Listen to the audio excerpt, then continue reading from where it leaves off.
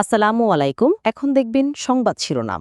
শহীদ বুদ্ধিজীবী দিবসে রাষ্ট্রপতি ও প্রধান উপদেষ্টার শ্রদ্ধা নিবেদন। প্রত্যয়, নির্বাচনের মাধ্যমে নতুন বাংলাদেশ বিনির্মাণ করবে জনগণ। সুদানের আবেইতে জাতিসংঘের ঘাঁটিতে সন্ত্রাসী হামলায় ৬ বাংলাদেশি শান্তিরক্ষী নিহত, আহত আরও ৮ সেনা সদস্য। এখনও আশঙ্কাজনক হাদির শারীরিক অবস্থা। প্রার্থীর ওপর হামলার ঘটনায় ফায়দা লোটার চেষ্টা করছে অনেকে, মন্তব্য তারেক রহমানের। দীর্ঘ ৩ দশক পর দিনাজপুর ৬ আসনে বিএনপির একক প্রার্থী ডক্টর জাহিদ নির্বাচিত হলে পাল্টাবে অবহেলিত জনপদের ভাগ্য, আশা স্থানীয় নেতাকর্মীদের। যুক্তরাষ্ট্রের পর ইউরোপের বাজারেও বাংলাদেশি পণ্য রপ্তানি নিয়ে দুশ্চিন্তা। সরকারের নানা নীতির বেড়াজালে কমেছে পোশাক খাতের প্রবৃদ্ধি। এতক্ষণ শুনছিলেন সংবাদ শিরোনাম, এখন দেখবেন বিস্তারিত। শহীদ বুদ্ধিজীবী দিবসে রাষ্ট্রপতি এবং প্রধান উপদেষ্টার শ্রদ্ধা নিবেদনের পর সর্বসাধারণের জন্য উন্মুক্ত করা হয়েছে শহীদ বুদ্ধিজীবী স্মৃতিসৌধ। আপনি জানেন যে শহীদ বুদ্ধিজীবী দিবসের প্রথম প্রহরে বাংলাদেশের রাষ্ট্রপতি জনাব আহমদ শাহাবুদ্দিন তিনি পুষ্পস্তবক অর্পণের মধ্য দিয়ে শহীদ জাতির বীর সন্তানদের প্রতি শ্রদ্ধা নিবেদন করেছেন। এরপর পরেই অন্তর্বর্তী সরকারের প্রধান উপদেষ্টা ডক্টর মোহাম্মদ ইউনূস পুষ্পস্তবক অর্পণের মধ্য দিয়েই তিনিও জাতির শ্রেষ্ঠ সন্তানদের প্রতি শ্রদ্ধা নিবেদন করেছেন। এরপর পরই মূলত বিশিষ্ট ব্যক্তিবর্গ, রাষ্ট্রীয় গুরুত্বপূর্ণ ব্যক্তিদের পরপরই মূলত সাধারণ মানুষের জন্য উন্মুক্ত করে দেওয়া হয়েছে সমাধিস্থল। সেখানে আপনারা দেখতে পাচ্ছেন এই মুহূর্তে সাধারণ মানুষ, বিভিন্ন বিশ্ববিদ্যালয়ের শিক্ষার্থীরা, সাধারণ জনতা, বিভিন্ন রাজনৈতিক দল, সামাজিক সংগঠনের পক্ষ থেকে বিভিন্ন ব্যানারেই কিন্তু দেশের আপামর জনতায় তারা আসছেন শহীদ বেদিতে শহীদদের প্রতি, জাতির শ্রেষ্ঠ সন্তানদের প্রতি শ্রদ্ধা জানাতে। আপনি জানেন যে 1971 সালের ঠিক বাঙালি জাতির বিজয়ের ঠিক আগ মুহূর্তেই জাতির শ্রেষ্ঠ সন্তানদেরকে একেবারে পরিকল্পিতভাবে বাংলাদেশের যে সকল শ্রেষ্ঠ সন্তানরা রয়েছেন, ডাক্তার, চিকিৎসক, লেখক, সাহিত্যিক, তাদেরকে পরিকল্পিতভাবে পাকিস্তানি হানাদার বাহিনী এবং এদেশীয় দোসররা মিলে তাদেরকে তুলে নিয়ে পরবর্তীতে তাদেরকে নির্মমভাবে তাদেরকে হত্যা করে বধ্যভূমিতে ফেলে রেখেছিল।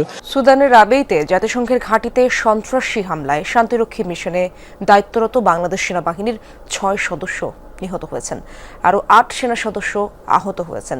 শনিবার রাতে আন্তঃবাহিনী জনসংযোগ পরিদপ্তরের এক বিজ্ঞপ্তিতে এই তথ্য জানানো হয়। সন্ত্রাসীদের সঙ্গে শান্তিরক্ষীদের যুদ্ধ এখনও চলমান রয়েছে। মূলত সামরিক বাহিনী ও আধা সামরিক বাহিনী RSF এর সংঘাতে গৃহযুদ্ধে জর্জরিত সুদান। রাজধানী খার্তুম, দারফুর সহ বিভিন্ন শহরে হচ্ছে দুপক্ষের রক্তক্ষয়ী লড়াই। আবেই শহরেও রয়েছে RSF এর উপস্থিতি। এর আগে 2003 সালের ডিসেম্বরে পশ্চিম আফ্রিকার দেশ বেনিনের সর্বাধিক মর্মান্তিক বিমান দুর্ঘটনায় শান্তিরক্ষী মিশনের 13 বাংলাদেশি নিহত হয়। 2005 সালে কঙ্গোতে গুলি করে হত্যা করা হয় 9 বাংলাদেশি সেনা সদস্যকে। ওসমান হাদির মস্তিষ্ক মারাত্মকভাবে ক্ষতিগ্রস্ত। অস্ত্রোপচার শেষে তাকে কনজারভেটিভ ম্যানেজমেন্টে রাখা হয়েছে। প্রয়োজন অনুযায়ী সাপোর্ট দেওয়া হবে বলে জানিয়েছে এভারকেয়ারের 13 সদস্যের মেডিকেল বোর্ড। এক বিবৃতিতে বোর্ড জানায় হাদির ফুসফুসে আঘাত রয়েছে। এখন তিনি ভেন্টিলেটর সাপোর্টে রয়েছেন। অবস্থা অত্যন্ত আশঙ্কাজনক। শনিবার হাদির খোঁজ নিতে যাওয়া রাজনৈতিক নেতারা দেশবাসীর কাছে তার জন্য দোয়া চেয়েছেন। মাথায় গুলিবিদ্ধ ওসমান হাদি প্রথম দফা অস্ত্রোপচারের পর জীবন মৃত্যুর সন্ধিক্ষণে এভারকেয়ার হাসপাতালে নিবিড় পর্যবেক্ষণে চিকিৎসায় 13 জন বিশেষজ্ঞের সমন্বয়ে মেডিকেল বোর্ড গঠন করা হয়েছে। এক বিবৃতিতে জানানো হয়েছে, মস্তিষ্ক সহ নানা জটিলতায় অত্যন্ত সংকটাপন্ন ওসমান হাদি। পরিবারকে জানানো হয় হাদির ফুসফুসেও আঘাত আছে। এই মুহূর্তে তাকে ভেন্টিলেটর সাপোর্টে রাখা হয়েছে। শনিবার সকাল থেকেই এভারকেয়ারে আসতে থাকেন রাজনৈতিক দলের নেতারা।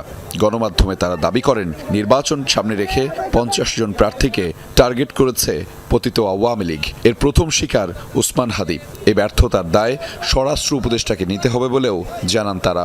নির্বাচনকে কেন্দ্র করে 50 জন প্রার্থীকে টার্গেট করেছে আওয়ামী দুর্বৃত্তরা এবং নির্বাচন বানচাল করার জন্য তারা এই ধরনের টার্গেট হাতে নিয়েছে।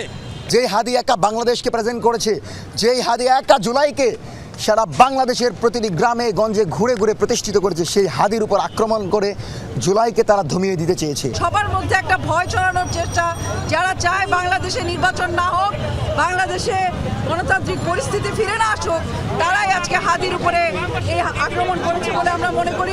হাদির ওপর হামলা মানে জুলাই সমর্থনকারী সকলের উপরই হামলা।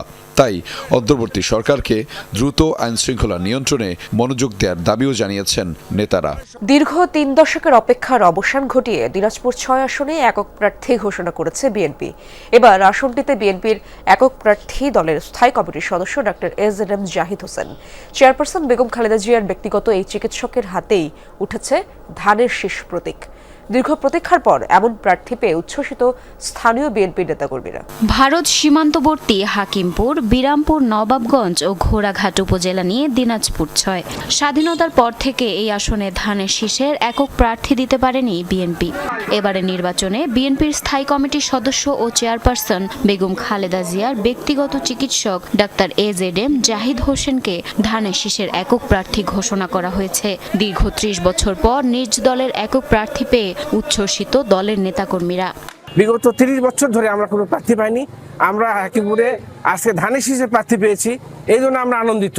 উনি যে আমাদের এখানে নির্বাচন করার জন্য ইচ্ছা পোষণ করেছেন এবং দল যে তাকে মনোনয়ন দিচ্ছে, এটা এই দিনাজপুর ৬ আসন বাসীর জন্য একটা বিষয়ের একটা গৌরব। আমরা দল মত নির্বিশেষে সবাইকে সাথে করে নিয়ে ইনশাল্লাহ দিনাজপুর ৬ আসনে আগামী নির্বাচন করব, ইনশাল্লাহ জয়যুক্ত হবে ইনশাল্লাহ। স্থানীয়রা বলছেন সীমান্তবর্তী হওয়ায় বরাবরই অবহেলিত রয়ে গেছে এই আসনটি। এখানে গড়ে ওঠেনি কোনো শিল্প কারখানা, রাস্তাঘাটের অবস্থাও নাজুক। দলের প্রভাবশালী নেতা হওয়ায় আশার আলো দেখছেন ভোটাররা। দীর্ঘ ৪৭ বছর পর এই ৪ থানা দিনাজপুর ৬ আসন একটা ভালো যোগ্য শিক্ষিত একটা প্রার্থী পাইছে। বিএনপি প্রার্থী যদি এখানে আসে ৬ নম্বরে, আপনার এলাকার উন্নয়ন মোটামুটি ভালোভাবে উন্নয়নটা হবে। ডক্টর জাহিদকে যদি আমরা ভোট দেই, সে আমাদের এলাকার উন্নয়ন করতে চাইছে বা করবে, এটা আমাদের আশা আছে। রপ্তানি বাণিজ্যে তৈরি হয়েছে দুশ্চিন্তা। ইউরোপের দেশগুলোয় বাড়ছে চীন, ভারত সহ অন্যান্য দেশের আধিপত্য। ট্রাম্প ট্যারিফে বাড়ছে বৈশ্বিক প্রতিযোগিতাও। ২০% বাড়তি শুল্ক দিয়ে যুক্তরাষ্ট্রে যাচ্ছে বাংলাদেশি পণ্য। সেক্ষেত্রে পণ্য আমদানি বাড়াতে বিভিন্ন দেশকে শর্ত দিয়েছে মার্কিন সরকার। বিশ্লেষকরা বলছেন, শুল্ক চুক্তিতে বাংলাদেশি পণ্য রপ্তানিতেও কোটা নির্ধারণের শর্ত যুক্ত করা উচিত। দেশের রপ্তানি বাণিজ্যে শক্ত ভিত্তি দিয়েছে তৈরি পোশাক খাত। বলা যায় বস্ত্র খাত থেকে আসছে রপ্তানি আয়ের সিংহভাগ। কিন্তু টানা কয়েক মাস ধরে কমছে পণ্য রপ্তানি। আগের বছরের একই সময়ের তুলনায় গেল নভেম্বরে পোশাক রপ্তানি কমেছে প্রায় ৫%। অভ্যন্তরীণ এবং বৈশ্বিক নানা কারণে প্রতিযোগিতার সক্ষমতা হারাচ্ছে বাংলাদেশ। উদ্যোক্তারা বলছেন, সরকারের নানান নীতির বেড়াজালে পোশাক খাতে কমছে প্রবৃদ্ধি। দেশে এই শিল্প, কলকারখানা, ব্যবসা বাণিজ্য, অর্থনীতি কি হলো, কোথায় গেল, এটা সরকারের দেখার বিষয় না। সরকার বিদেশিদের কিভাবে তুষ্ট করবে সেইটা নিয়েই বেশি উদ্গ্রীব আমাদের কাছে মনে হচ্ছে। যেমন লেবার লর ইস্যুতে ILO-কে কিভাবে তুষ্ট করা যায় সেটা নিয়ে তারা ব্যস্ত।